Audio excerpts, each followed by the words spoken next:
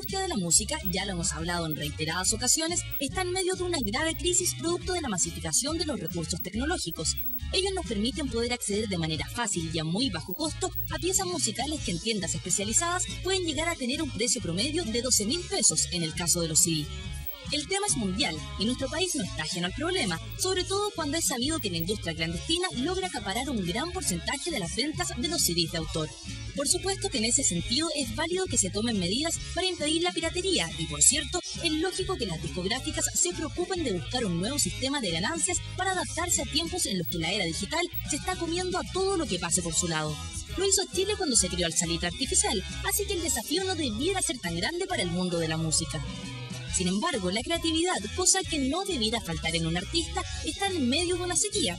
Al menos eso es lo que hemos querido suponer cuando nos enteramos de una iniciativa proveniente de la Sociedad Chilena del Derecho de Autor que pretende cobrar un impuesto extra a todos los que poseamos en nuestros hogares algún recurso tecnológico para poder grabar y copiar material discográfico.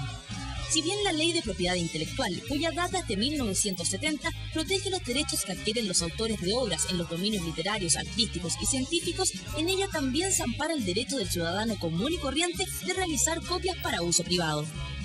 Un derecho que podría ser vulnerado si es que nuestros legisladores deciden escuchar la propuesta de la SCD, la cual pretende que se cobre un impuesto extra a todo aparato que tenga la posibilidad de regrabar un material discográfico. Ello se traduciría en un mayor costo para el cliente, un tema digno de analizar.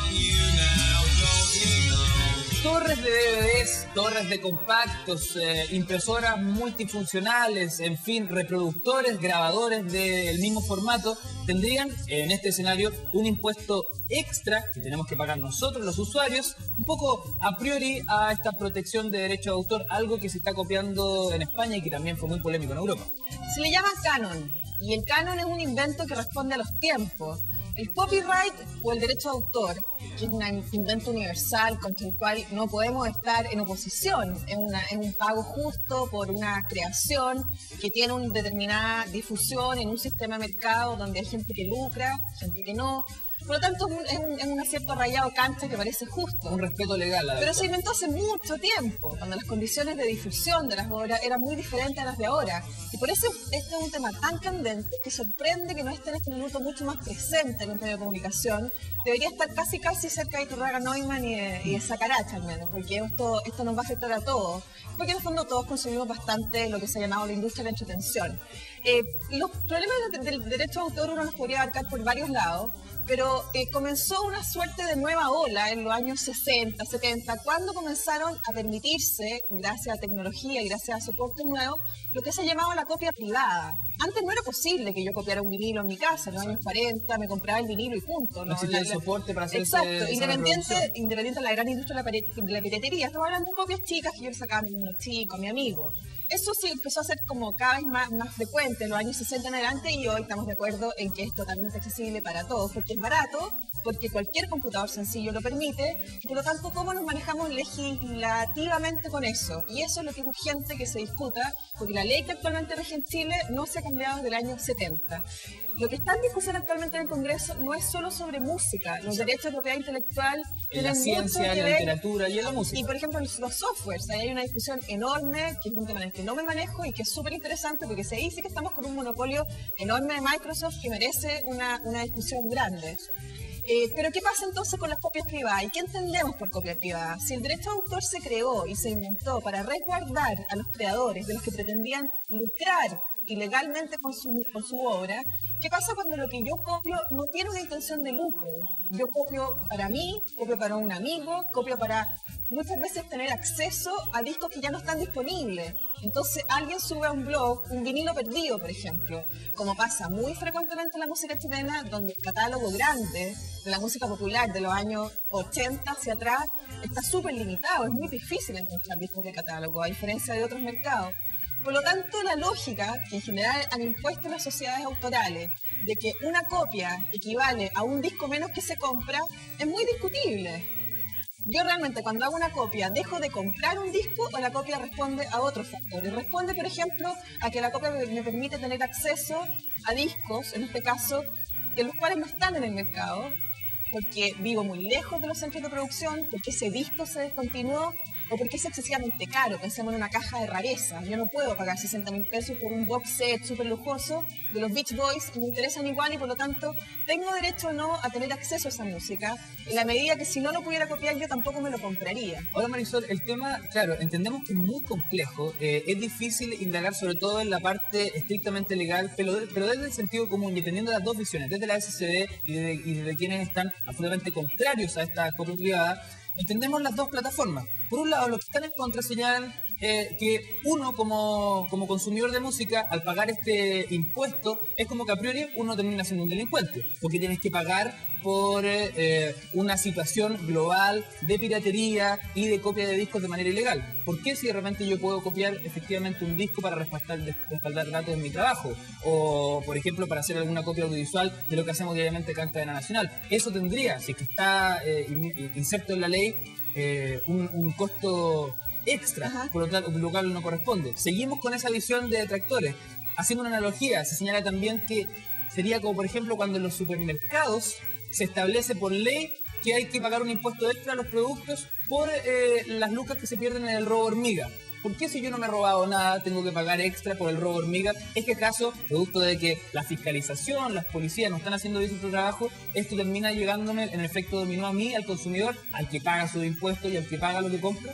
Expliquemos un poco mejor lo del impuesto, que es lo que se llama canon y que está funcionando desde el año 2003 en España en medio de una gran polémica también. Se asume que tenemos que poner un poco en el lado de los músicos, de las sociedades autorales, de la industria del disco. Es evidente que hay una baja significativa en la venta de discos desde hace más o menos 6, 7 años. Significativa, o sea, un declive ya muy llamativo que nunca en la historia había sucedido, que la gente está comprando significativamente menos discos. Estas tres grandes patas, la gran industria, tiende a creer que eso es por culpa de la piratería. Y es por culpa de la internet y por el intercambio peer-to-peer, que se llama, entre iguales. ¿Es efectivamente así? No lo sé. Pasa efectivamente por la piratería o porque la calidad de las producciones ha bajado, porque la gente está más interesada en cosas de catálogo. Toda esta teoría del long tail que se ha desarrollado en Estados Unidos, o sea, el concepto de gran público que compra 18 millones de copias de Thriller es una cosa súper obsoleta, no porque ya no queramos comprar tanto Michael Jackson, sino porque ya existe un público mucho más segmentado. Esa es una discusión sobre la cual yo no tengo la respuesta, pero que creo que es importante poner en el debate. O sea, baja la venta de discos solamente por la piratería, ok. O quizás porque una industria no ha sido capaz de adaptarse a los criterios tecnológicos del siglo XXI. Por ejemplo, vendiendo discos más baratos o más atractivos, por ejemplo, o poniendo a disposición súper atractivos cosas de catálogo. Violeta Parra, el grueso del catálogo de Violeta Parra no está en CD, nunca lo ha sacado en CD. Son cosas incomprensibles que suceden en Chile.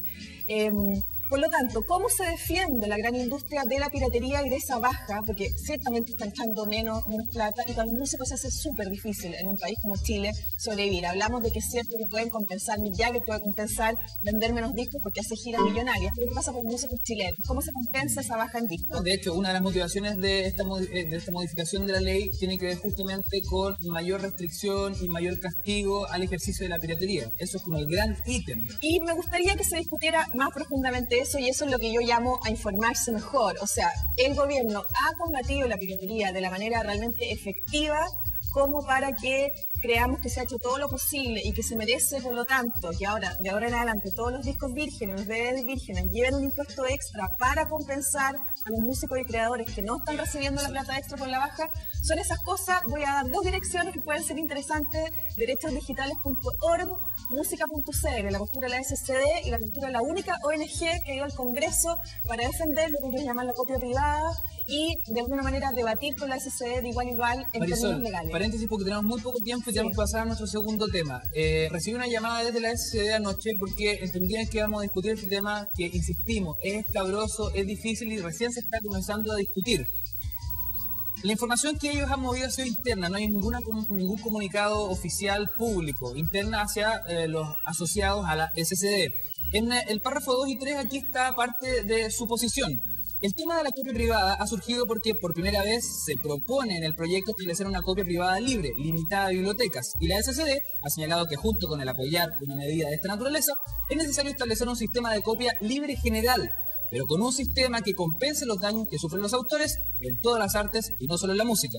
SCD jamás ha pedido la aplicación de un impuesto, sino que ha señalado que las grandes empresas que lucran con la venta de reproductores y de soportes vírgenes deben pagar un derecho de propiedad intelectual a fin de permitir que exista una participación de los autores de todas las artes en un negocio gigantesco que se justifica en un altísimo porcentaje no solo en la copia de obras musicales, audiovisuales, imágenes y escritos.